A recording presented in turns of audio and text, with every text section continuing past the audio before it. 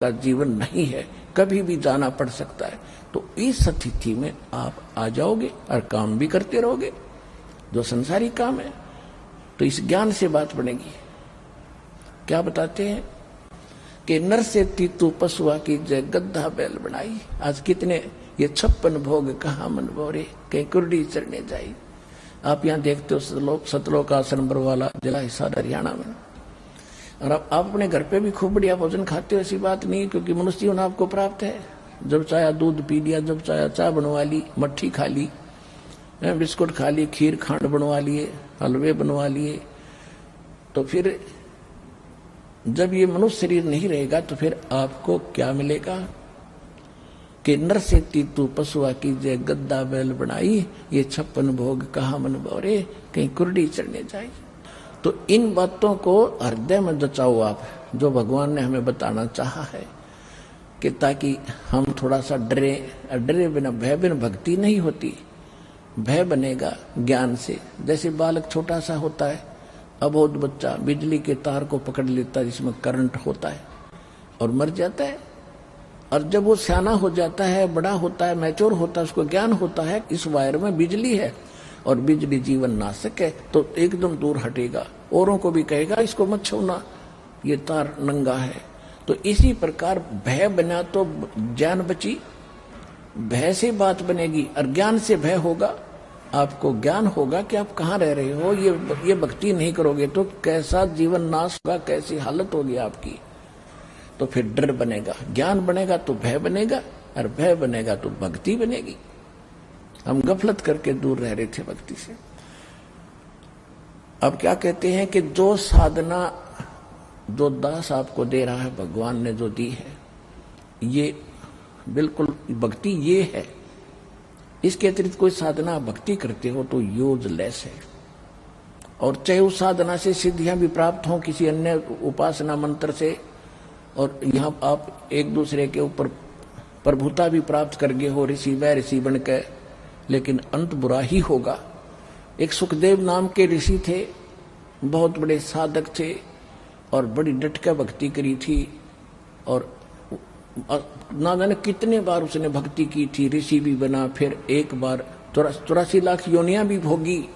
एक बार उसको गधे का जीवन याद आ गया, पिछला कोई ट्रेलर चल गया उसकी बुद्धि में।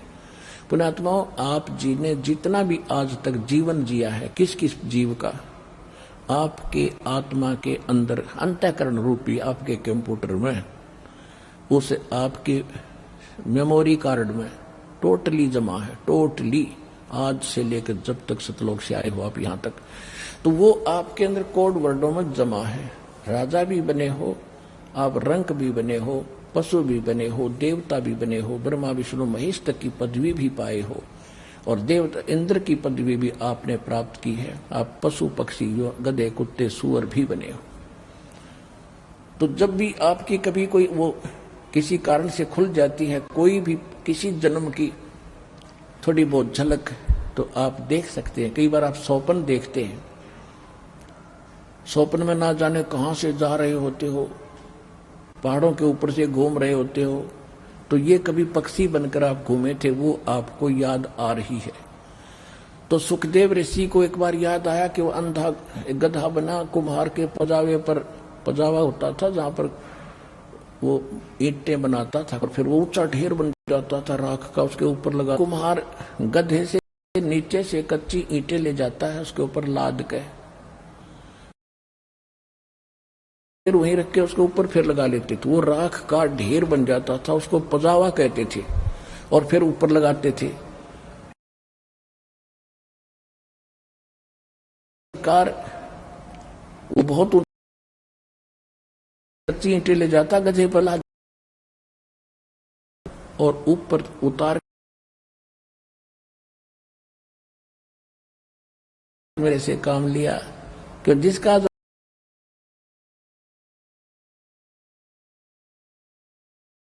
या कुत्ते बन के वो देना पड़ेगा, घोड़े गधे बन के। तो वो पूरा कर रहा था, खूब काम लिया, और फिर वो अंधा हो गया। अंधा होने के बाद उसको छोड़ दिया। वो रास्ते में जंगल में चल पड़ा, एक पगडंडी की अटकल सी करता हुआ, काफी दूर जाने के बाद शहर से एक नाला था, नाले में गिरने लगा तो अंधा गधा बचने के लिए छलांग लगाना चाहा। छलांग ऐसी लगाई कि आगे का मुंह दूसरी साइड, पिछला बैक पिछली साइड में फंस गया, नाले में फंस गया, टांग लटके यूं।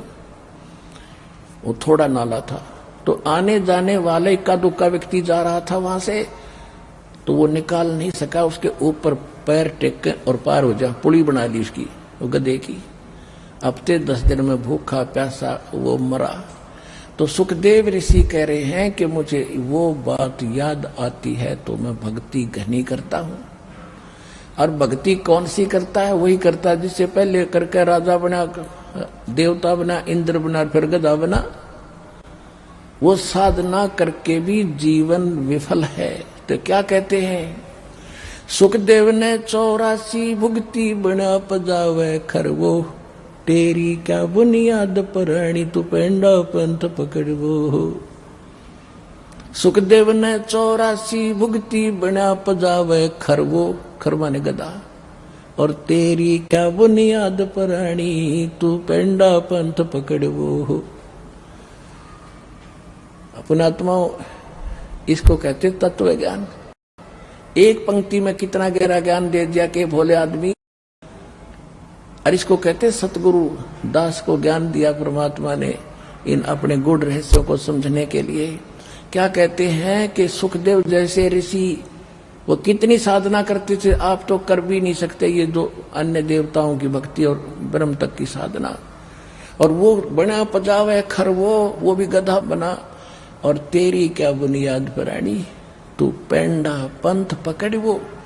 कौन सा पेंडा माने मार्ग, कौन सा पंथ, कौन सा पथ जो हम बताते हैं, जो सतगुरु बताता है, वो मार्ग ग्रहण कर, जब तेरा छुटकारा होगा। नरसेती तू पशुआ की जय गद्दा बैल बनाई, ये 56 भोग कहाँ मन भोरे कि त कुरड़ी चुरड़ी जाई। पुणात्मा, जब तक ये परमात्मा का ज्ञान नहीं प्राप्त हुआ था तब तक तो हमारी आंखों पर अज्ञान का मोतिया बिंद बना हुआ था, और परमात्मा के ज्ञान ने मोतिया बिंद का ऑपरेशन कर दिया। उसके बाद जो दास को दिखाई देने लगा और महसूस होने लगा, उससे पहले तो हम रूटीन में देख लेते थे कोई कुत्ता पड़ा हुआ है, उसकी टांग टूटी हुई है, वो चिल्ला रहा है, हम निकल जाते थे अफलातून बनकर। हम सोचते थे हम मनुष्य हैं, ये कुत्ते तो ऐसे बनते रहेंगे, हम नहीं बनेंगे। अब परमात्मा के ज्ञान की रोशनी से पता चला, कोट जन्म तन भर मत होगे, कुछ ना हाथ लगा रे, कुकर सुकर खरबा बोरे, कौवा हंस बुगारे। कोटि जन्म तू राजा की, ना मिटी न मन की आशा, भिक्षक ओके दर दर घूम्या, मिला न निर्गुण रासा। अपरमात्मा के ज्ञान से पता चला कि हम भी कुत्ते गधे सुअर ना जाने कितनी बार बने हैं, करोड़ों बार। जैसे एक महावीर जैन नाम के, जो जैन धर्म के 24वें तीर्थंकर यानी वो गुरु माने जाते हैं, उनकी हिस्ट्री पढ़कर आप देखी और आपको दिखाई दास ने, वो केवल 80 लाख बार तो देवता बना और 30 करोड़ बार गधा, 60 करोड़ बार कुत्ता, और तो गिनती नहीं कितना बना। ये दोए बतेरे, कुत्ते का जीवन तो एक का बतेरा देवता के अहंकार ने तोड़ने के लिए, ब्रह्मटी करने के लिए, और वो 30 करोड़ बार कुत्ता, 60 करोड़ बार गधा, वो तेरा गजब तो खा के ये जीवन। तो कहने का भाव यह कि उसके बाद दास की आंखें खुली और फिर याद आई पिछली कहानियां जो जीवन में घट रही थी। दास का जन्म एक किसान परिवार में हुआ, किसान जाट परिवार में, और हमारे घर पे बैल था। मेरे अंकल चाचा जी जो थे वो हल जोतते थे, और वो हमारा एक बैल था, उसको उसके पैर में, पिछले पैर में खुरों के बीच में एक कील लग गई लंबी 1.5 इंच की, जो रिजेक्टेड थी, किसी ने गली में डाल दी। ऊपर की कैप नहीं थी उसकी, वो यूजलेस होकर गली में डाल रखी थी, वो उस बैल के लगेगी। अब बैल ने उस जल्दी जल्दी चल रहा था वो और ज्यादा अंदर घुस गई, लंग भी करने लग गया। तो हाली ने सोचा इसके पैर कितने ऊंच नीच में टिक गया और जिस कारण से कोई नस पर नस चढ़ गई। तो वहां देसी वैद्य बताया करते थे, हाली भी आपस में डिस्कस किया करते थे कि किसी कारण से बैल के पैर में कोई लंग हो जा, लंगड़ावे, तो उसको रोकना नहीं चाहिए, उससे काम लेते रहना चाहिए, नहीं तो कंडेम हो जाता है और नस पे नस चढ़ी हुई चलने से ही ठीक होती है। इस दृष्टिकोण से हाली ने सारा दिन उसको चलाया, शाम तक उसका पैर सूज गया और घुटने तो ऊपर तक सोई होगी और वो 3 टांग से चलता हुआ वापस आया। सुबह उठा नहीं, हाली ने उसको छोड़ दिया, किसी और का बैल लेकर के अपना काम किया। किसी गांव में ऐसे वैद्य होते थे सर्जन उस समय, किसी को दिखाया जो डंगर डॉक्टर को, उसने कहा कि इसका बा आ गया गोड्डे में, घुटने में, अब कील तलक रही नीचे तलुए में, ट्रीटमेंट शुरू हो गया घुटने का, वो गोड्डे पर पट्टी बांधने लग गया। 20-25 दिन के बाद वो अपने आप खुर में लगी हुई कील पक के वो स्थान अपने आप फूट गया, उसमें से मवाद निकलने लगा। तब ध्यान गया करके सदस्य का, बैल बैठा रहे, उठे नहीं, मुश्किल से ठाव थोड़ी देर फिर बैठ जाए, खाना पीना छूट गया, आंखों में आंसू पड़े। अब देखो उसके बाद फिर पता चला कि देखा भाई यहाँ भी कोई गड़बड़ है इसके, तो फिर उसको देखा, खोद खाद के चिमटी से निकाल ली, इतनी लंबी कील निकली। तब वो बैल स्वस्थ हुआ, कील लगी तलवे में, ट्रीटमेंट घुटने पे। आज वो बोल कर भी बता नहीं पा रहा कि मेरा दर्द कहाँ है, और जब वो मनुष्य जीवन में था उसने सोची भी ना होगी अब बिजली गिर जाएगी। तो पुण्यात्मा अपनी बुद्धि काम ना करे, किसी कहे सुने की मान लेनी चाहिए। परमात्मा ने आपको ये ज्ञान दिया है, वो कोई डूम भाट नहीं था, वो समर्थ थे, आपके लिए आए थे। अब जो प्रसंग है, कबीर साहब हमें क्या बताते हैं, राम रटत को ही भलो, चू चू पड़े जो चाम, ये सुंदर शरीर किस काम का, जा मुख नाही नाम। अहे जीव्या तो वाहे भली, जो रटे हरि नाम, नहीं तो काट के फेंक दियो, ये मुख में बलो ना चामे। अब देखो परमात्मा ने इस जीवा का कितना महत्व बताया है। हालांकि जीवा बहुत काम आती है, लेकिन यदि हम भगवान की भक्ति नहीं करते हैं तो परमात्मा कहते हैं यूजलेस चाम है ये आपके मुंह में, और इसको फेंक दो काट के, यदि भक्ति नहीं करते हो। अन्यथा ये जीव आप क्या क्या काम करोगे, किसी की आत्मा दुखाओगे, कहीं चोरी कोई गलत बातें बतलाओगे, निंदा चुगली करके किसी की झूठी गवाही देकर पाप के भागी बनोगे। यानी यदि जीव का कोई विशेष उद्देश्य है, काम है, तो परमात्मा के गुणगान करना है। यदि हम इससे ये काम नहीं करते हैं तो अगले जन्म में पशु बनने के बाद यह जीव्या तो होगी, पर बच्चू बोल नहीं सकेगा, बता नहीं सकेगा। तो वो बैल के साथ हुई, हम बैल बन जाएंगे तब इस जीव्या से ना बोल सकते, ना बता सकते कि कहाँ दर्द है, क्या दुख है मुझे। यदि जुबान होती तो तुरंत बता देता कि कील पैर में लगी है और शीघ्र निमटेरा हो जाता। तो इसी प्रकार आज आप मनुष्य जीवन में हैं, आप तुरंत बता देते हो सिर में दर्द है, मेरे पैर में दर्द है, पेट दुख है, दर्द है, तो तुरंत ट्रीटमेंट हो जाता है। और यदि भक्ति नहीं करोगे तो फिर क्या होगा। नर से तीतू पशुआ की जय, गद्दा बैल बनाई, ये 56 भोग कहाँ मन भोरे, कित कुरडी चरने जाई। अपना आत्माओं कुछ दर्द बनाओ हृदय में। बहुत दिन हो गए आपने यहाँ भटकतों को कुछ नहीं लेकर जाते, अंत में हाथ झाड़ कर जाते हो। कह कबीर अंत की बारी, जैसे हाथ झाड़ कर चला जुआरी। अब फिर क्या बताते हैं कि परेछला पैजा बिराजे पितरों पिंड भराई। उसके बाद क्या होता है कि ये हमारे धर्मगुरु जो शास्त्र विधि त्याग का मनमाना आचरण करते और करवाते हैं, क्या करते हैं कि पहले तो नहीं जलती है उनको उठाओ और गंगा में डाल कर आओ, दरिया में, और वहां उसका क्रियाक्रम कराओ, तब मुक्ति होगी तुम्हारे माता पिता की, या जो भी डेड होता है, डेथ होती है जिसकी, तो वहां ले जाते हैं। फिर वो पंडित जी अपने जंतर मंत्र करके अस्थियां बहा देता है, 1100 रुपये दे दो, 500 दे दो, 5 कपड़े दे दो, वो अलग से दक्षिणा देता है। उसके बाद क्या कहते हैं, 13वीं करो, और 13वीं भी कर दी, किस लिए कि गति कराएंगे। अस्थि किस लिए जल प्रवाह करवाई कि गति करा दी। फिर कहा कि इसके श्राद्ध निकालो, यो प्रेत बन गया, पिंड भराओ, पिंड भरा दिया। फिर कहें ये पितर बन गया, श्राद्ध करो। और श्राद्ध के समय क्या कहते हैं कि कौवे को ऊपर रख दो थोड़ा सा भोजन, तुम हो सकता है तुम्हारा माता पिता कौवा बन गया हो और कौवा खा लेगा। भोग लग गया। अरे भले आदमी, या गति कराने लगे थे, कौवा बनवा के छोड़ दिया।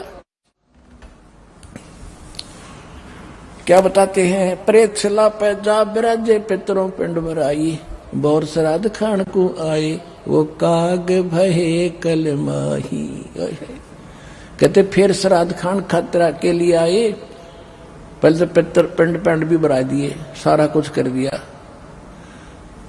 और फिर पितर बन गए। कहते श्राद्ध निकालो, और श्राद्ध के बाद कहते कौवा बन गए होंगे तेरे पिताजी, देखा भोग लगा गए ना, जब कौवा बन गया और भोग लगा लिया उसने, और श्राद्ध कंप्लीट हो गया। तो कौवा को तो रोज भूख लगती है, तो रोज निकालो वो श्राद्ध। अगर तुम्हें पक्का पता है आपके माता पिता कौवा बन गए, तो रोज डालो 2 रोटी छत पे, उनको तो डेली भूख लगती है कौवे को। कहने का भाव ये है परमात्मा कि तुम इन डुप्लीकेट संतों के द्वारा बताए गए भक्ति साधना करके अपना जीवन नाश करते हो, और आपके पूर्वज करके चले गए। अब ये साधना कति बंद कर दो।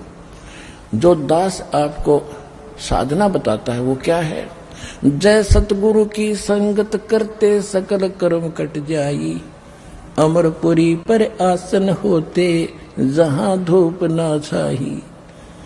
एक पंक्ति में निर्णय दे दिया कि जय सतगुरु की संगत करते ये सकल कर्म कट जाई। न तो अस्थि उठाने की आवश्यकता, न पिंड भरवाने की आवश्यकता, न 13वीं और वर्षी मनाने की आवश्यकता, एक सच्चे जाप की आवश्यकता है। इसके करने से कुछ भी नहीं होगा, सारे झंझट खत्म हो जाएंगे और अमर लोग चले जाओगे, जहां जाने के बाद फिर लौट कर संसार में आते।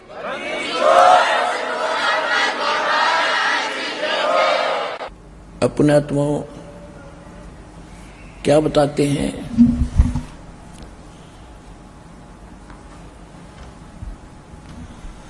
राम नाम रटते रहो जब तक घट में प्राण, कभू तो दीन दयाल के भनक पड़ेगी कान।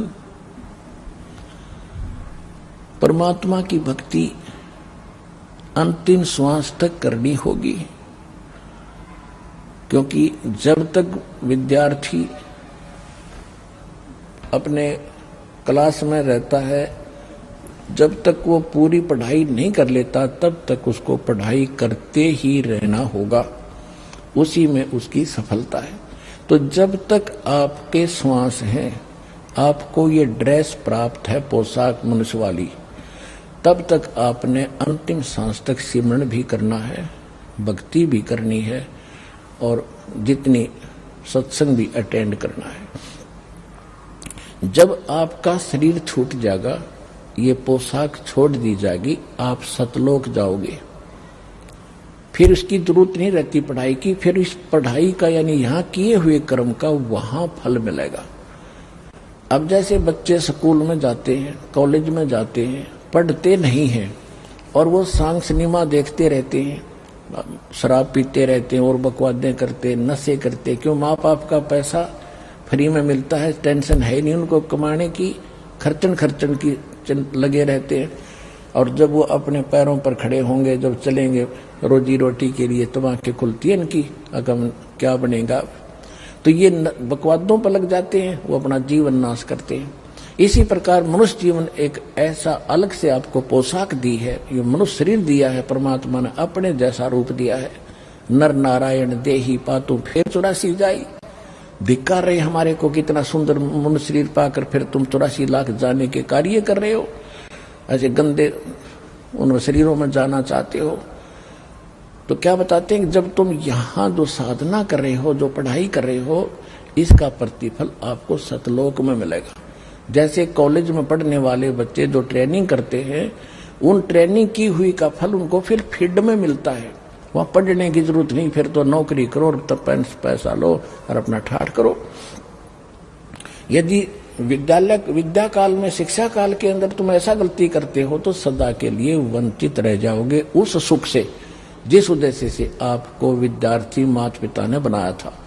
तो परमात्मा ने जिस उद्देश्य से आपको मनुष्य शरीर दिया है, इसकी सफलता नहीं हो पाई तो बहुत पछताओगे।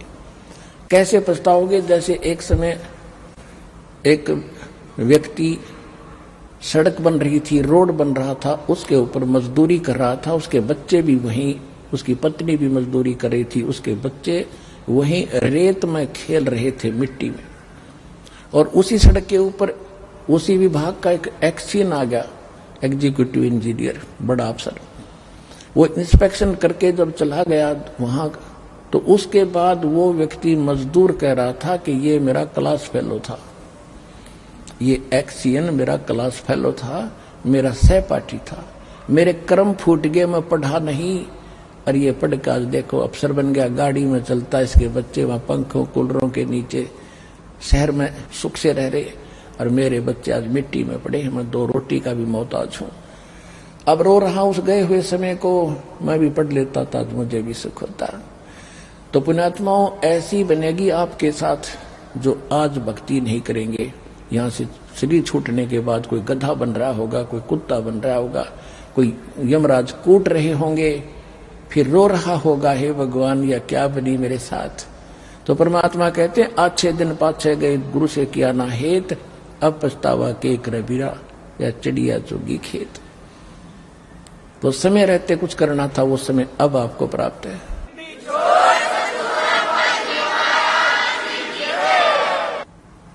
परमात्मा हमें क्या बताते हैं,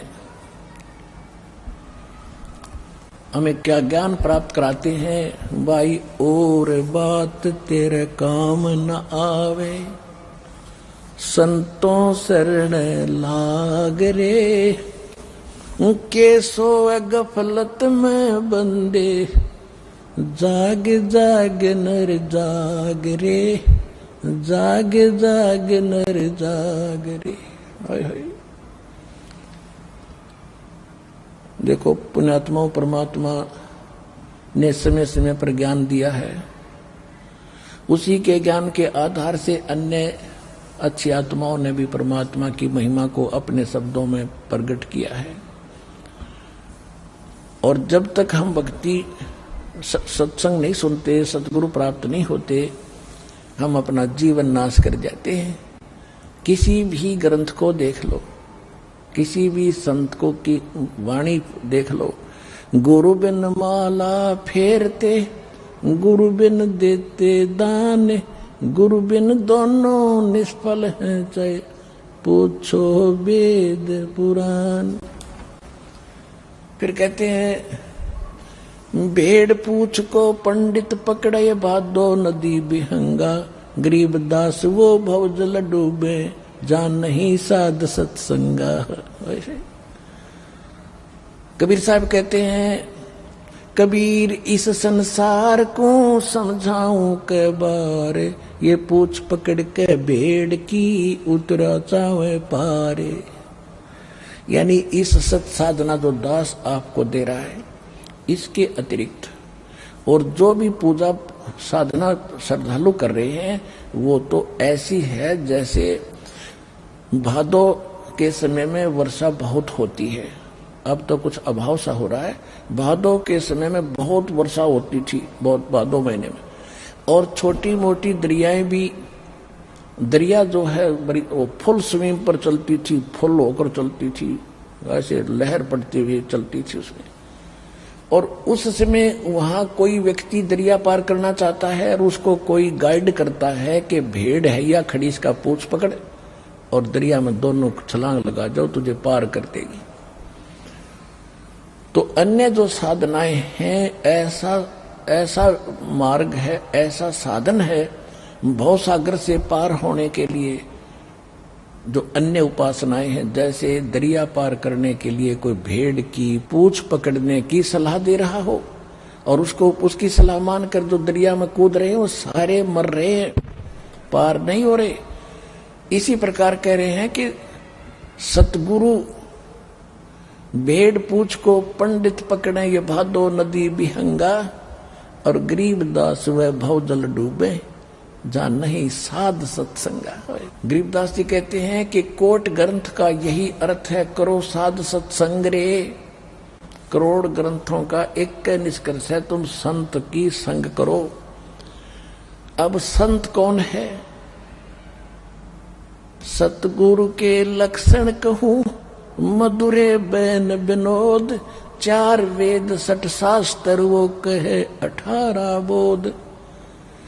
गरीबदास जी कह रहे हैं कि सतगुरु की पहचान बताता हूं। सतगुरु की पहचान बता रहे हैं, संत की पहचान बता रहे हैं। संत की कि वो 4 वेद और 26 सदग्रंथों का ज्ञाता होगा। कबीर साहब जी कबीर सागर के अंदर एक जीव धर्म बोध में 1960 पृष्ठ पर लिखा, कबीर सागर में सतगुरु के लक्षण 4 बखाना, यानी गुरु के लक्षण 4 बताता हूं।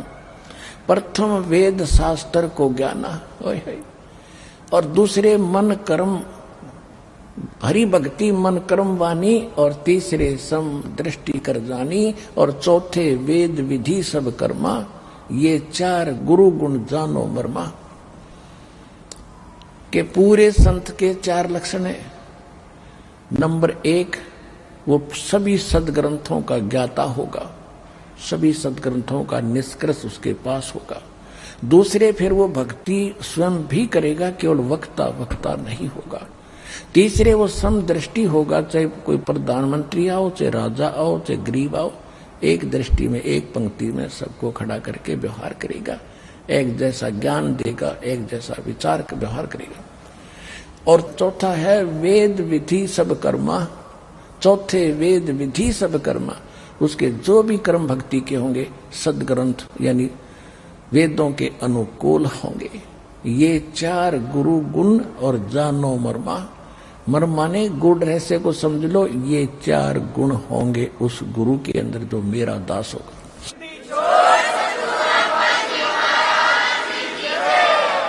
तो सभी सदग्रंथ ये बताते हैं।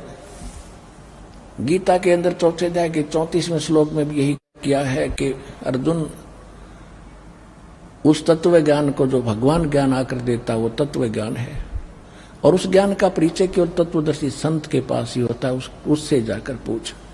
यानी यहां गरीबदास जी भी कहते हैं कोट ग्रंथ का यही अर्थ है, करो साध सत्संग रे। भाई और बात तेरे काम न आवे, संतों शरण लाग रे। के सोवे गफलत में बंदे, जाग जाग नर जाग रे, जाग जाग नर जाग रे। इस तन सराय में जीव मुसाफिर, ये करता रहे दिमाग रे। तन सराय में जीव मुसाफिर, ये करता रहे दिमाग रे। रात बसेरा कर ले डेरा, चले सवेरा त्याग रे, चले सवेरा त्याग रे। और बात तेरे काम न आवे, संतों शरण लाग रे। के सोवे गफलत में बंदे, जाग जाग नर जाग रे। भाई उमदा चोला बना अनमोला, ये लगे दाग पे दाग रे। उमदा चोला बना अनमोला, ये लगे दाग पे दाग रे। 2 दिन की गुजरान जगत में, क्यों जड़े बिरानी आग रे। जड़े बिरानी आग रे, और बात तेरे काम न आवे, संतों शरणे लाग रे। के सोवे गफलत में बंदे, जाग जाग नर जाग रे। जाग जाग नर जाग रे। भाई कोबड का चढ़ी चढ़री चत पे, तू होया मनुष्य से नाग रे। कोबड का चढ़ी चढ़गी चत पे, तू होया मनुष्य ते नाग रे। सूझे नहीं सजन सुख सागर, बिना प्रेम बैराग रे। बिना प्रेम बैराग रे, और बात तेरे संतों शरणे लाग रे। के सोवे गफलत में बंदे, जाग जाग नर जाग रे। जाग जाग नर जाग रे। भाई हर सुमरे सो हंस कवावे, ये कामी क्रोधी काग रे। हर सुमरे सो हंस कहावे, ये कामी क्रोधी काग रे। बौरा न भर में विष के वन में, चल बेगमपुर बाग रे। चल बेगमपुर बाग रे, और बात तेरे काम न आवे, संतों शरणे लाग रे। के सोवे गफलत में बंदे, जाग जाग नर जाग रे। जाग जाग नर जाग रे। भाई शब्द सैन सतगुरु की पछाणी, पाया अटल सुहाग रे। शब्द सैन सतगुरु की पहचानी, पाया अटल सुहाग रे। नितानंद महबूब गुमानी, प्रगट्य पूर्ण भाग रे। प्रगट्य पूर्ण भाग रे, और बात तेरे काम न आवे, संतों शरणे लाग रे। के सोवे गफलत में बंदे, जाग जाग नर जाग रे। जाग जाग नर जाग रे। पुण्यात्माओं, ये जो वचन, जो शब्द दास ने आपको वाणी सुनाई है, ये वास्तव में कबीर परमेश्वर जी की वाणी है। और ये नित्यानंद जी तो विष्णु जी के उपासक थे, वैष्णव परंपरा से इन दीक्षा प्राप्त थी। अब चक्कर ये है कि हम जिस भी गुरु को प्राप्त कर चुके हैं, ज्ञान तो ये गुरु जी वही देते हैं कि भी मनुष्य जीवन मोक्ष के लिए ही प्राप्त है। और फिर गुरु की प्रति जो श्रद्धा है वो भी वो डिफाइन करते हैं, और शिष्य फिर उसका अनुसरण करता ही करता है। तो नित्यानंद जी इस गुमानी नामक संत से, गुमानी दास नामक संत को परम संत मानकर इस पर कितने कुर्बान थे। लेकिन बात वहीं की वही रह गई। ये नित्यानंद जी लगभग 250 वर्ष पहले, 300 वर्ष पहले इनका जन्म हुआ था ब्राह्मण जाति में। और ब्राह्मण कुल के अंदर भी एक बहुत अच्छी खानदान, यानी पैसे वाले एक इनके नाना जी जो थे, वो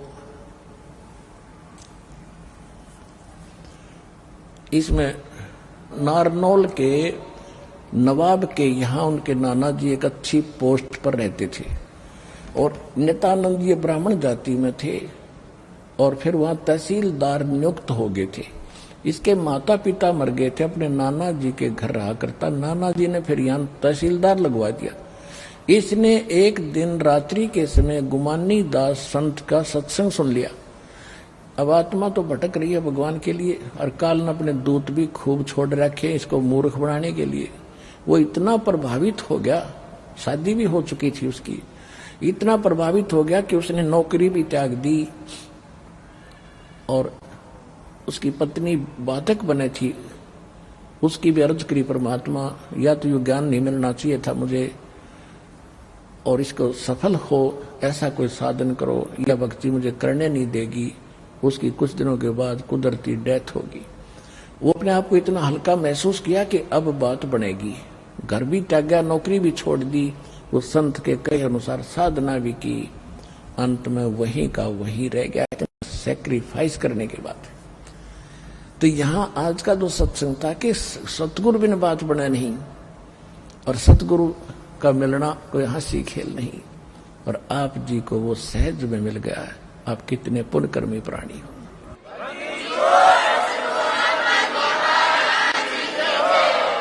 तो हमने ये वाणी तो कबीर परमेश्वर की है, इन्होंने अपना नाम लिख दिया, कोई बात नहीं, हमने इसके ऊपर अपने जीवन को ढालना है।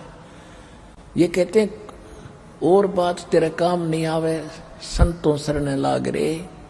वैसे कबीर साहब की वाणी में है और बात तेरे काम नहीं आवे सतगुरु शरण लाग रे। तो इतना ही अपने आप भेद कर लेते हैं अज्ञानता के कारण। फिर कहते हैं इस तन सरा में जीव मुसाफिर करता रहे दिमाग रे। आपको आप सबसे पहले एक कथा सुनाई, यही ज्ञान दिया था कि ये पता नहीं के सोचे इंसान, और इसके जब तक पुण्य चलते हैं इसको सुख है, और जब पाप शुरू होते हैं इसको महा दुख हो जाता है। जितना समय श्वास आपको दे रखे हैं मनुष्य जीवन के, तब तक ये चलेगा। ये श्वास फिर कहीं भी खत्म हो जाओ, उसी समय ये नहीं देखा एक सेकंड भी भाई कहाँ जन्मे कहाँ पाले पोसे और खूब लड़ाए लाडे, ना बेरा इस देही के है कहाँ खंडेंगे आडे। इस तन सराय में जीव मुसाफिर करता रहे दिमाग रे, रात बसेरा कर ले डेरा चले सुबेरा त्याग रे। एक जीवन जो है आपका, ये एक रात है। जब आपकी ये स्वप्न देख रहे हो, जब ये मृत्यु होगी यानी नींद खुलेगी, तेरा सवेरा होगा और फिर कुछ भी हाथ नहीं लगेगा। आज कोठी है, बंगले है, कार है, नहीं है, तो ये बस मृत्यु के उपरांत आप खोजते फिरोगे कहाँ है मेरी कोठी, कहाँ मेरा बंगला। उस समय तो आप धर्मराज के पास खड़े पाओगे। एक भगत कह रहा था कि मैं रिक्शा चलाया करता, और रिक्शा चलाते चलाते मन में यह आया करती कि यदि मेरे पास कार हो जा तो बस क्या कहने। कई बार मन में आती थी तो 7-6 कार निकल जाती थी। एक दिन सपने में मुझे कार मिल गई, सर्दियों के दिन थे, रजाई ओढ़ रहा था और कार फुल स्पीड पे छोड़ दी। आगे ब्रेक लगाने लगा, ब्रेक ना लगे और पैर ने जोर से मारा और रजाई के आर पार निकल गया और रजाई और पट गई। वैसी बोधी सी रजाई थी, उसके आर पार पैर निकल गया। जब आँख खुली एक्सीडेंट हो गया। तो भाई वो देखा तो ना कोई कार हुआ, रजाई और पाट ली लात मार के। तो परमात्मा कहते हैं रात बसेरा कर ले डेरा तो चले सवेरा त्याग रे। सुबह उठेगा जब ये सवेरा होगा, ये सपना टूटे, सपना साजा टूट उठ के तो मुंड पकड़ रो है। तो कहते हैं तन सरा में जीव मुसाफिर करता रहे दिमाग रे, रात बसेरा कर ले डेरा तो चले सवेरा त्याग रे। अब जैसे अपने अपने दिमाग में सारे इंटेलिजेंट बने बैठे, अपने सारी ये कर दूंगा वो कर दूंगा हैं। जो बड़े अधिकारी अफसर बने हैं वो कहते हैं रिटायरमेंट के बाद ऐसी कोठी काटूंगा और बड़े हिली स्टेशन पर चला जाऊंगा, वहां प्लाट खरीदूंगा। ऐसे दास को एक ये परमात्मा का ज्ञान होने के बाद जो घटना घटी थी वो हृदय में धरी गई सारी। हे परमात्मा, यदि हम भी भक्ति ना करते या दुर्गति हमारी भी होती। एक पंजाब का गवर्नर था, पंजाब और हिमाचल प्रदेश का वो ज्वाइंट था, दोनों का इकट्ठा ही उसके पास चार्ज था, और वो रिटायर होने वाला था। उसने सोचा रिटायर होने से पहले पहाड़ी क्षेत्र में एक बहुत बड़ा प्लाट खरीदूं और वहां कोठी गाड़ी दूं। रिटायरमेंट के बाद वृद्ध होकर वहां ठाठ से रहा करूंगा। उसने 2 करोड़ रुपये अपने हेलीकॉप्टर में रखे। पहले ये 100-100 रुपये का नोट था, तो पूरी 2 करोड़ तो 100-100 रुपये के नोट पूरी बोरी भर जाती, और रख के हेलीकॉप्टर में, साथ में उसका परिवार। कोई प्लॉट का सौदा करने जावे थे, वो हेलीकॉप्टर दुर्घटनाग्रस्त हो गया, आप मरिया और परिवार मर गया, और वो नोट गडरिए ठा ले गए हैं वो भेड़ बकरियां चलाने वाले। अब क्या हुआ, फिर उसके बाद उसने उसके जो रेजिडेंस था, सरकारी मकान था, उसको मैं देखा तो कहते 40 करोड़ और रुपये उसके अंडरग्राउंड पाए वहां पर दबे हुए, उसके बेड में 2-3 बेड थे लंबे लंबे। अब ना तो वो 40 रुपये बच्चे सरकार खाते में गए, और भाई की बिरान मट्टी होकर मृत्यु हुई। आगे क्या होगा, है किसी की भैंस बनेगा जिस पर पैसे ले रहे थे, किसी का गधा बनेगा, किसी का बैल बनेगा, लठ खावेगा और सारा पाई पाई देगा। कहते तुमने उस दरगाह का मैल नहीं देखा, धर्मराज के तिल तिल का लेखा।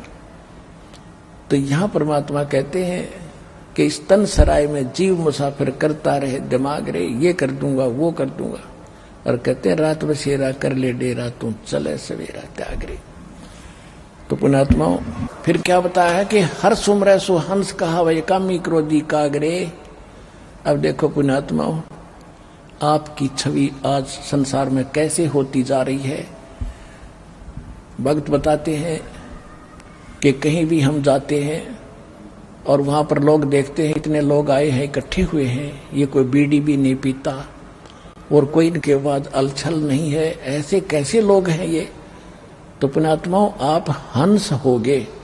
हंस वो होता है, आपको हंस इसलिए कहा जाता है कि जिसने दूध और पानी छान लिया। जैसे संसारी कुरीतियां, संसारी बुराइयां आपने छोड़ दी, और यहां से जो मूल इसका उद्देश्य था, जैसे हंस एक पक्षी है, उसमें गुण होता है, उसमें 1 गिलास दूध और 1 गिलास पानी मिला के उसके सामने रख दो, वो दूध पी लेगा और पानी छोड़ देता है। तो इसी प्रकार आपने संसार का जो व्यर्थ की जो साधनाएं, परंपराएं और ये बकवाद नशा था, ये त्याग दिया एक पानी जानकर, और परमात्मा के इस सत्संग और सत्ज्ञान रूपी दूध को ग्रहण कर लिया। आप हंस होगे। चोर करता है चोरी तो चोर कहलाता है, शराब पीता है तो शराबी कहलाता है, और भक्ति करता है तो भक्त कहलाता है। हर सुमरै सो हंस कहावै कामी क्रोधी कागरे। भक्ति करते हो तो भक्त कहलाते हो, आप हंस बन गए। और भौरा न भर में इस विष के बन में, ये कामी क्रोधी कागरे। बाकी जो बकवाद करें, और कौवे जैसे व्यक्ति हैं जो किसी से रिश्वत लेते हैं, दुखी जीव को ज्यादा दुखी करते हैं। कौवा क्या करता है कि किसी पशु के जख्म हो गया है, उस जख्म को चोंच मार कर नोचता है अपना पेट भरने के लिए। जो भक्ति नहीं करते, रिश्वत लेते हैं, किसी को दुखी करते हैं, चोरी करते हैं, वो तो कौवे जैसे व्यक्ति हैं जो अपने कर्म बिगाड़ रहे हैं दूसरों को दुखी करके। फिर क्या बताया लास्ट में नित्यानंद जी ने, शब्द सैन सतगुरु की पहचानी और पाया अटल सुहागरे। अब जैसे उसने उनको जैसा गुरु मिला, वैसे तो जब आप समझदार हो जाओगे, संकेत समझने लग जाओगे। ये क्या कहते हैं, शब्द सैन सतगुरु की पहचानी। शब्द माने वचन, जो प्रवचन कर रहे थे उनका संकेत समझ गया मैं। सैन यानी को संकेत करते हैं, अच्छा संकेत सिर्फ बिना बोले कोई संकेत किया जाता है, उसको सैन बोलते हैं, सैन। तो क्या कह रहा है कि हमने अपने सतगुरु की सैन समझ ली, उसका संकेत समझ गए। ये क्या कहना चाहते हैं? क्या कहना चाहते हैं कि नर से तू पशुआ की जय गद्दा बैल बनाई, ये 56 भोग कहा मन बोरे, कहता कुरडी सरडे जाए। कहता मैं संकेत समझ गया। और फिर क्या कहते हैं, नित्यानंद महबूब गुमान ये प्रगटे पूर्ण भागरे। नित्यानंद जी कहते हैं मेरे महबूब, महबूब माने सबसे प्रिय गुरुदेव, मेरे गुमानी नितानंद महबूब गुमानी, यानी सबसे प्रिय आज मुझे अपने गुरु जी हैं, जिन्होंने मुझे मार्गदर्शन दिया। और वो भी कोई पूर्वले अच्छे मेरे संस्कार थे, तब मुझे गुरु मिले और ज्ञान मिला। तो ये तो देखो भगत के गुण होते हैं। हालांकि वो गुरु भी नहीं था, पूरा भी नहीं था, उसकी श्रद्धा इतनी होनी चाहिए जैसी नित्यानंद जी की थी। यानी उस नकली से भी थोड़ा बहुत लाभ जो मिलना था वो ऐसे ही मिलना था। जन्म मृत्यु नहीं मिटेगी, लेकिन आपको तो सतगुरु मिल गए जो जन्म और मरण के रोग का दीर्घ नाश करेंगे।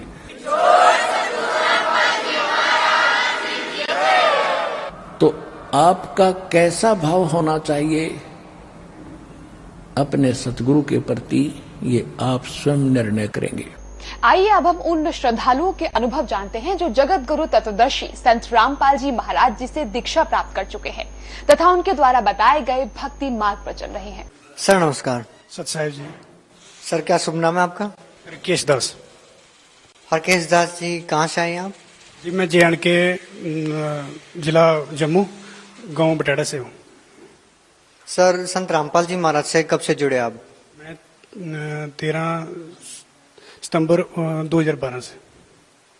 सर संत रामपाल जी महाराज से नाम दीक्षा लेने से पहले आप क्या भक्ति साधना करते थे? भक्ति साधना वही करते थे भगत जी, सर जी, जो अपने मम्मी पापा को देख रहे हैं, जो वो कर रहे थे वही हम कर रहे थे। कभी शिव जी का व्रत रख लिया, तो कभी नवरात्रे हैं तो माता जी का व्रत रख लिया, बस यही भक्ति कर रहे थे। सर जो भक्ति आप करते थे, उन भक्ति को करने से आपको क्या लाभ मिले? उन भक्ति से करने से तो हमें कोई लाभ नहीं मिला सर जी। सर आप संत रामपाल जी महाराज की शरण में कैसे आए? संत रामपाल जी महाराज की शरण से मैं टीवी के माध्यम से आया जी। टीवी में उनका प्रोग्राम आता है 7:40 से 8:40 तक साधना चैनल पे, तो वो मैं देखता था। तो वो देखते देखते उनका ज्ञान समझ आ गया, तो उनके माध्यम से, टीवी के माध्यम से उनके शरण में आ गया। सर संत रामपाल जी महाराज ने जो सद्भक्ति आपको दी है, उसको करने से आपको क्या लाभ मिला? सर जी छोटे मोटे लाभ तो होते ही रहते हैं, बाकी बड़े लाभ तो ये है कि हमें अपने जीवन का सबसे पता चला कि हम जीवन में आए क्यों हैं, हमें करना क्या चाहिए और हम कर क्या रहे हैं। हमें सद्भक्ति मिली, मोक्ष का मार्ग मिला, सबसे बड़ी बात तो ये है। बाकी छोटे मोटे लाभ तो होते ही रहते हैं। ऐसे मेरी माता जी थोड़ी बीमार थी, तो उनको नाम दीक्षा दिलाने से अब वो ठीक है। और बाकी ये लाभ हुआ जी, हम आपको बात बताता हूँ। छोटा सा चमत्कार हुआ था मेरे साथ। जब हम आश्रम में जा रहे थे, तो हम 3 दोस्त ही थे उस वक्त। तो हम जा रहे थे, तो गाड़ी में हम दोनों उतरे, बाथरूम के जाने के लिए उतरे, और एक को हमने गाड़ी में बिठाया, भाई आप गाड़ी में बैठो, हम आते हैं। तो जब अब आए तो वो देखा, वो तो नीचे था, तो गाड़ी भी चली गई थी। तो हमने उसको पूछा, भाई यार हमारा वो कहाँ की गाड़ी? तो बोला वो गाड़ी चली गई। हमने पूछा गाड़ी चली गई, उसमें तो हमारा सामान भी पड़ा हुआ है, सब कुछ पड़ा हुआ है, तो आप यार वो सामान ही उतार लेना था तूने। तो वो बोला नहीं, मैं तो आपको देख रहा, तो गाड़ी निकल गई। तो मैंने सोचा भी इनका सामान भी साथ में है, मेरे साथ ये आए हुए हैं, तो यार ये तो बात बहुत अच्छा नहीं हुआ ये। फिर मैंने सोचा, मैं दौड़ के देखा, चलो किस साइड गई थी गाड़ी? वो बोल रही इस रोड से गई थी। मैं दौड़ के आगे गया, तो देखा गाड़ी तो नहीं थी, गाड़ी निकल चुकी थी। तो मैं बहुत परेशान हो गया, लेकिन मैंने परमात्मा को याद किया। मैंने सोचा, देख इतनी देर में एक ऑटो वाला आया। मैंने बोला, मैं भैया ऐसे ऐसे बात है, हमारी एक गाड़ी है वो चंडीगढ़ वाली, तो वो निकल गई है बरवाला वाली। तो उन्होंने सोचा भी, बोला कितनी देर हुआ? मैंने बोला कि 10-15 मिनट हो गए जी। बोला 10-15 मिनट में तो वो यार गाड़ी तो अभी तो नहीं मिलेगी आपको, वो तो निकल गई होगी, बहुत दूर निकल गई होगी। तो फिर उनको मन में पता नहीं क्या आया, उन्होंने बोला चलो बैठो यार देखते हैं। तो उनको बिठाया हमको ऑटो में। तो उन्होंने ऑटो बहुत फास्ट चलाया, बहुत तेज चलाया, और गाड़ी आगे सिग्नल पे रुकी हुई थी, हमें गाड़ी मिल गई। तो हमने परमात्मा का शुक्र किया कि चलो हमें गाड़ी मिल गई। गाड़ी में बैठ गए। तो गाड़ी में बैठ के जब गाड़ी में बैठे, तो वो अंधेरा हो गया, हमें आश्रम पहुंचे, सतलोक आश्रम पहुंचे। तो हमने रास्ते में कंडक्टर को बोला, भाई भैया ऐसे ऐसे बात है, हमें यार सतलोक आश्रम उतार देना। तो वो बोला, भाई आश्रम तो वहां पे नहीं गाड़ी रुकती, हम तो आपको बस स्टैंड पे उतारेंगे। तो आश्रम हमें नहीं पता आश्रम कहाँ है कहाँ नहीं है। हमने बोला भाई चलो ठीक है आश्रम में। मैंने सोचा अपने मन में कि हमने पहले गए भी नहीं है, पहली बार जा रहे हैं, तो पता नहीं आश्रम कहाँ है, बस स्टैंड कहाँ है, ये पता नहीं। कोई रात को अभी 12-1 बजने वाला था, 1-1:30 बजने वाला था उस टाइम। तो हमने सोचा भाई ये तो बहुत चक्कर बन गया यार, तो अब कैसे पहुंचेंगे। तो जब भी अभी 1-1.5 किलो पीछे थे हम आश्रम से, तो परमात्मा ने पता नहीं क्या प्रेरणा की उस कंडक्टर के मन में। उसने बोला कि यार भाई आ जाओ यार, सतलोक वाले आपको उतार देता हूँ इधर। तो उसने बिल्कुल हमें आश्रम के सामने उतार दिया। तो ये परमात्मा का बहुत बड़ा चमत्कार हुआ जी। और उसके बाद जब हम आश्रम में अंदर गए तो हमें ऐसे लगा कि भाई कोई अपना जन तो प्राय कोई है ही नहीं, सभी अपने हैं। जैसे पहले भी हम जहाँ पे आ चुके हैं, इतना अच्छा माहौल था, सभी अपने भाई बहनों की तरह लग रहे थे और इतने प्यार से पेश आ रहे थे। सभी ने हमें सारा आश्रम घुमा के दिखाया, तो ने तो बहुत अच्छा लगा जी हमें। सर, जब आप सतलोक आश्रम बरवाला में संत रामपाल जी महाराज से नाम दीक्षा लेने के लिए गए, तो सर संत रामपाल जी महाराज से नाम दीक्षा लेने के लिए आपने कितने पैसे दिए? सर ये तो मीडिया वाले बोलते हैं जी, जहाँ लोगों ने अफवाह बना रखी है कि जो वहाँ पे पैसे लेते हैं, वहाँ पे 1 रुपया भी नहीं लेते हैं, कोई किस्म का पैसा नहीं लेता वहाँ पे लिया जाता किसी से भी। वो तो आपको वहाँ पे जो जितने भी भक्त जाते हैं, जो नई दीक्षा नाम दीक्षा लेने के लिए जितने भी जाते हैं, उनको बिल्कुल फ्री आप बुक मिलती है वहाँ से। आप गुरु जी के स्वरूप मिलता है गुरु जी का, तो वो फ्री मिलता है बिल्कुल। रहने खाने पीने की व्यवस्था बिल्कुल फ्री है। सर, जब आप सतलोक आश्रम बरवाला में गए तो क्या वहाँ पे जातिवाद या अमीर गरीबी या फिर ऐसा कुछ आपको देखने को मिला वहाँ की व्यवस्था में? नहीं सर जी, हमें कोई कुछ ऐसा नहीं मिला जिससे हमें तो ऐसा लगा कि अमीर गरीब वहाँ पर सब एक जैसे हैं।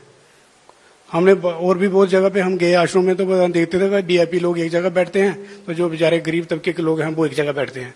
मंदिरों में जाते हैं, हमें मंदिरों में जो देखते हैं, देखिए जो 100 का नोट चढ़ाता है उसको बर्फी के पीस दे देते हैं एक, जो बेचारा 5-10 रुपए चढ़ाता है तो उसको छोटी सी होती हैं, फुलियों सी होती हैं, वो देते हैं प्रसाद। तो वहां भी भेदभाव चलता है। तो हमने सब जगह भेदभाव देखा, लेकिन आश्रम में, सतलोक आश्रम में हमने कोई भेदभाव नहीं देखा। वहां सबको एक नजर से देखा जाता है, अमीर गरीब सब एक जैसे हैं। संत रामपाल जी महाराज का एक स्वच्छ समाज सुधार में क्या योगदान है? जी, संत रामपाल जी महाराज ने एक बहुत ही अच्छा समाज तैयार कर रहे हैं। कोई भी उनके अनुयायी जो हैं, उनके पहली तो दीक्षा लेने के लिए उनके लिए कुछ नियम है। उन नियमों को जो फॉलो कर सकता है उनको वो नाम दीक्षा दी जाती है। सर, वो क्या क्या नियम है जो संत रामपाल जी महाराज से नाम दीक्षा लेने के लिए फॉलो करने पड़ते हैं? वो नाम दीक्षा लेने से पहले एक तो आपको देश नहीं लेना, आप मांस शराब नहीं खाएंगे, आप जुआ नहीं खेलेंगे, सिगरेट बीड़ी तंबाकू कोई भी किसी किस्म का भी नशा नहीं करेंगे आप। और देश प्रथा जो है, जो किसी से देश ना लेना है ना देना है, जो क्रिया कर्म वगैरह होते हैं ये सब नहीं करने, किसी अन्य देवी देवता की पूजा नहीं करनी सिवाय अपने गुरु के। क्योंकि परमात्मा कहते हैं कोटि के नाम संसार में जिनसे मुक्ति ना हो, सार नाम वो गुप्त है जो जाने बिरला कोई। तो परमात्मा को जो सच्चा नाम है उसी का सिमरन करो, उसी से मुक्ति होगी आपकी। बाकी तो करोड़ों नाम है, सभी आप जब कर रहे हैं उनसे तो मुक्ति होगी नहीं। तो सर, आपको लगता है कि जो भक्ति संत रामपाल जी महाराज ने आपको दी है उसको करने से आपका पूर्ण मोक्ष होगा? 100% होगा सर जी। सर, संत रामपाल जी महाराज के बारे में ऐसा भी कहा जाता है कि वो सभी देव देवताओं की भक्ति छुड़वाते हैं। सर, आप क्या कहना चाहेंगे इस बारे में? सर, मैं ये कहना चाहूंगा कि संत रामपाल जी महाराज भक्ति छुड़ाते नहीं है, बल्कि विधि से करवाते हैं, शास्त्र के अनुकूल कराते हैं। अभी सहजे सभी बोलते हैं कि हम भी भक्ति कर रहे हैं, सभी बोलते हैं, कोई पत्थर रख देता है भाई ये भी शिव जी है, उसको जल चढ़ा दिया भाई ये भी शिव जी है। कोई कुछ कर रहा है, कोई कुछ कर रहा है, अपनी मनमानी पूजा करें, उनसे तो उनको कोई लाभ होना नहीं। शास्त्र विधि को छोड़ के जो मनमानी अपने मनमाना आचरण कर रहे हैं उनसे उनको कोई लाभ होगा नहीं।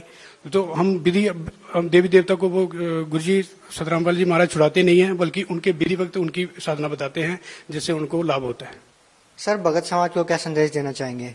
भक्त समाज से मैं हाथ जोड़कर यही प्रार्थना करना चाहता हूँ कि अपने भाइयों बहनों से, माता पिताओं से यही प्रार्थना करना चाहूंगा कि आप आज से पहले 50 साल पहले पीछे चले जाओ तो हमारे बुजुर्ग लोग थे वो बेचारे पढ़े लिखे नहीं थे, अनपढ़ लोग थे। तो उनको जैसे कुछ लोगों ने जैसे उनको पढ़ाया, जैसे उनको सिखाया, वो ही रीति रिवाज आज बन गया। आज 500 साल पीछे चले जाओ तो वो बिल्कुल बेचारे अनपढ़ लोग थे, उनको कुछ ज्ञान नहीं था, किताबों का उनको कोई ज्ञान नहीं था। तो उस वक्त परमात्मा ने सभी को ज्ञान देने की कोशिश की, मगर परमात्मा ने कबीर भगवान ने परमात्मा ने सबको ज्ञान देने की कोशिश की, लेकिन सभी ने ये सोचा कि ये पढ़े लिखे नहीं है। उस वक्त ज्यादा ब्राह्मण समाज को पढ़ने की यही पढ़ा करते थे, ब्राह्मण समाज ही ज्यादा पढ़ा करता था, बाकी वाले समाज को पढ़ने की कोई इजाजत नहीं होती थी। तो इन लोगों ने जैसा हमें बताया है वैसा ही हम कर रहे हैं। जैसे हमारे माता पिता, उनके माता पिता, हमारे दादा परदादा को जैसे वो बताया वही आपका सब कर रहे हैं। तो मैं वर्तमान को यही प्रार्थना करना चाहता हूँ कि कम से कम आप आज पढ़े लिखे हो, कम से कम अपने सदग्रंथ देखो, अपनी गीता देखो, बाइबल देखो, उसमें लिखा क्या है। सभी जितने भी धर्मगुरु हैं हिंदुस्तान में, परमात्मा के जितने भी हिंदुस्तान में जितने भी धर्मगुरु हैं वो सभी यही कह रहे हैं कि भाई सभी तो भक्ति तो सभी कर रहे हैं, तो वो बोलते हैं कि परमात्मा निराकार है। सभी धर्मों के गुरु यही कहते हैं कि परमात्मा निराकार है, जबकि परमात्मा सहशरीर है जिसका नाम कबीर है। और अगर परमात्मा नहीं, तो बाइबल में लिखा हुआ है कि परमात्मा ने इंसान को अपना स्वरूप बनाया। जब अपना स्वरूप इंसान को बनाया तो फिर परमात्मा ही तो हमारे जैसा हुआ। तो यही मैं आप भक्त समाज से यही प्रार्थना करना चाहता हूं कि आप अपने सदग्रंथों को पढ़ो और उनके अनुसार भक्ति करें और अपने जीवन मरण के चक्कर से छुटकारा पाएं। सर बहुत बहुत धन्यवाद आपका। साहिब जी।